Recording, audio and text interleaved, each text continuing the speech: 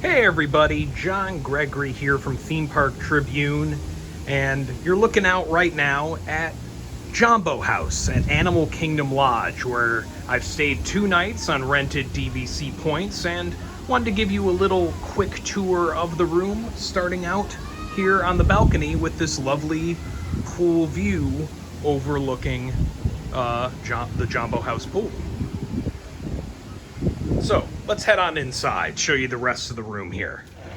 So this is a deluxe studio and what they call a value accommodation here at Animal Kingdom Lodge. As I understand it, the value accommodation part of it comes because these are a little smaller than your typical DVC studios. Something about them being kind of converted from regular guest rooms at some point. So, it's a little cheaper. It is not a Savannah view, which is really the thing everyone's after here at one of the Animal Kingdom Lodge halves, either at Kidani Village or here at Jambo House. But, really great pool view, no extra upcharge for that, and I got a fantastic deal on this. $130 per night for a Disney Deluxe Resort is just crazy. And I don't know if you're going to see that ever again, because it might have just been this perfect circumstance with the pandemic. I got vaccinated fairly early and could book my travel for May 2021 in like the end of February, before there was all this rush to book flights and things, and there were still a lot of people trying to give up their DVC points, their reservations and everything. So at $130 a night, this is a big steal. But let me take you around the room and you can see why I'm very satisfied at that price point. So first thing, entering the hallway, you got your closet on the left, your basic stuff, no safe in there. The mirror that you just saw, hello. This is the kitchenette that comes with all DVC studios, with a little Simba touch. A lot of Lion King little flourishes around Animal Kingdom Lodge, as you would expect. Here's your sink, your coffee maker. I will always ding Disney for this. Just get K-Cups. This is a DVC resort. Get K-Cups. The microwave there, toaster. Got a fridge, and make sure, at least this is the first time I've come across this, I had to turn the fridge on. I put some water in there thinking, oh hey, it'll be okay, and then lo and behold, the next morning it wasn't cold because I had to turn it on. It makes perfect sense why. Not everyone's going to use that, but just a thought. Don't assume, like you would in most hotels, that these refrigerators are always running power. You got some storage up here. You'll have some extra things like a paper towel roll, some plates, utensils there. The typical things you get from a DVC resort, since even at a studio, they're expecting you to stay longer, do a little more in the room than you would with some other hotels. Then you come into this big bathroom space. Clearly designed to get multiple people ready in the morning, with the 2 sinks, and it just being like very spacious for kind of this vanity area. Usually this would be like a single sink, and I'd be like, this kind of stance would be the most I could get across. You got your close-up mirror here with your nice lighting. Hello! Plugs on either side, no bathroom storage, so keep that in mind. Coming into the shower, this is the first thing I'll criticize here. I don't like this shower head. It's pretty bleh for a Disney Deluxe Resort, a DVC resort here. It's like I'm trying to find the right words. It's just like too harsh. The pressure's there. It's good, and you don't want low water pressure certainly, but it's just like boom. It really hits you, and it doesn't have any sort of adjustments, anything like that. So you just kind of have to take it. It's something you'll live with, but it's, you know, I kind of like to have a nice shower, and this isn't a relaxing shower. It's more like we might not strip some of that skin off you sort of shower. And it just generally looks a little outdated in here, the fixtures and things like that, and it's nothing special. You do have the kind of wall-mounted pumps. Thank you everyone who kept taking H2O products, and Disney decided to cut down on those freebies. Towels all over here. As you can see, I've already made some use of them, and the commode as well. Pro tip, it's a little weird if you leave this door open, if you're staying here alone, if you just want to leave this door open because you don't need that privacy, well, then you're going to be staring at yourself while you're on the toilet. Just a thought. It's not something I'm personally comfortable with, so I closed the door, even though it's just me staying here. Just, you know, little things you learn when you travel by yourself. Okay, coming into the main room here, you have a pretty big couch that will fold out into a queen bed. So legitimately this can fit 4 people pretty comfortably, much more comfortably than you would at a value resort. Some nice art touches here with a map of Africa, and just like the general feel of all the woods and the light fixtures is just really cool. Like, it feels so distinct, and yet it's not like overbearing at all. It's just interesting.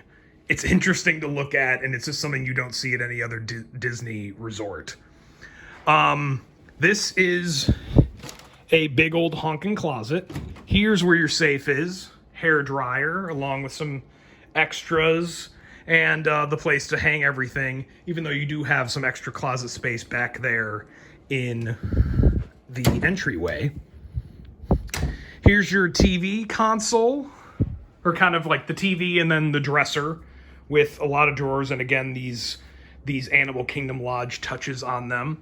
Good TV as always. It's the same kind of Samsung smart TVs you're seeing installed in most Disney resorts these days that have a screen mirroring tech. If you can get your phone to work with them, certain apps and everything, so you can stream your streaming services from your phone to the TV and not just rely on flipping through cable channels if you are like me and you don't do that anymore.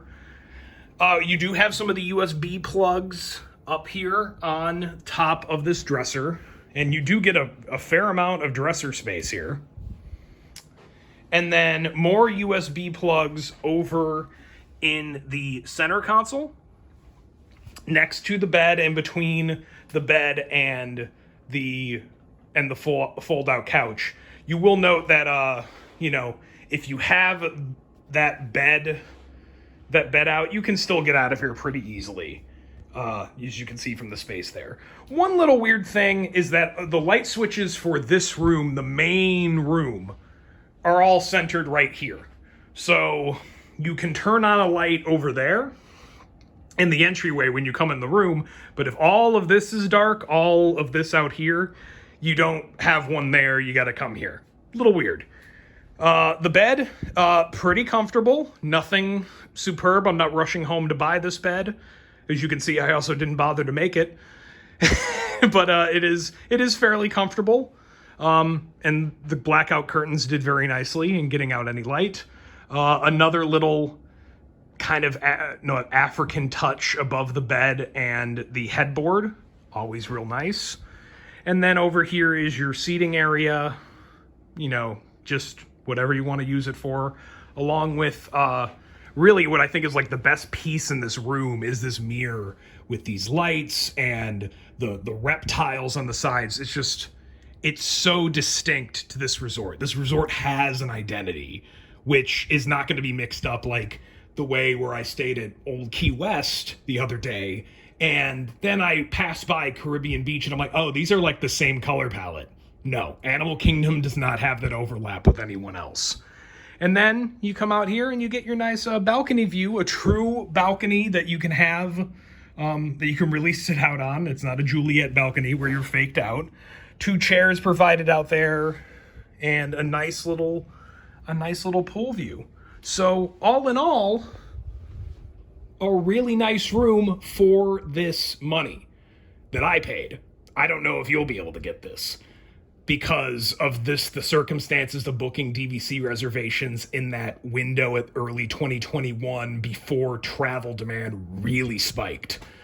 So, there are a few downsides, regardless of if you're paying, what I paid or the regular, like in the $300 to $400 range for Animal Kingdom Lodge. The biggest downside is you're really removed from everything. Like, only Animal Kingdom is that close to this resort. It's not providing any special benefits by being that close. So if you're going to be in the parks all the time and you're really only dedicating one day to Animal Kingdom, you're going to be spending a lot of time on a bus, and this might not be the resort for you. If you have some time to enjoy the resort, this is a better option because there's 2 pools, one here at Jambo House, one at Kidani Village, both very sizable. In normal circumstances, there's a lot of dining options, and they're more adventurous than what you'll find in other parts of Disney property with the kind of cuisines like African cuisine, which you just don't usually find that at most places. It's not the same burgers, pizza, chicken nuggets sort of stuff. So if you want to take that leap into being a little more of a foodie, also a good option for you in normal times. Right now, a lot of that stuff's closed. When I stayed here, the only table service restaurant that was open was Sanaa, and that's over in Kidani Village, not here at Jambo House. So some of the pros are just like the style and how kind of distinct it is, and the fact that you might be able to get a good rate for a DVC room that I don't think should be called a value accommodation at all. This is far bigger, far nicer than a value. The downsides are, of course, how removed you are from the rest of Disney World. You don't get any special access or walkability to Animal Kingdom from here, even though it's tied. It's close to that resort and tied to it in name and theme. And if you're going to be, at park hopping, really doing hard park days, I don't think this is the resort for you. But if you have time to relax, you have time to enjoy the pool, you have time to dine out multiple times when all the restaurants are open, and especially if you have time to sit and hang out by the savannas where you can see giraffe just walking by, antelope just walking by casually.